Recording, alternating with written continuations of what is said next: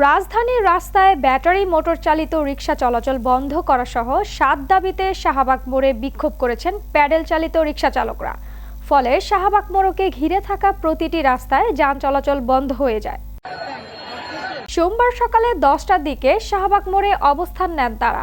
অবস্থান কর্মসূচির আয়োজন করে বৃহত্তর ঢাকা সিটি কর্পোরেশনের রিকশা মালিক ঐক্যজোট।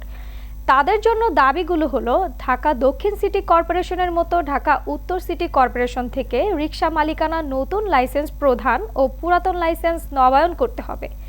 সরকারের রাজস্ব বৃদ্ধি করার লক্ষ্যে ও বৈধ লাইসেন্সধারী রিকশা পেশাজীবীদের স্বার্থে 2 সিটি কর্পোরেশন থেকে চালক লাইসেন্স প্রদান করতে হবে। অসুস্থ চালকদের ফ্রি ফ্রাইডে মেডিকেল চিকিৎসা প্রদান করতে হবে।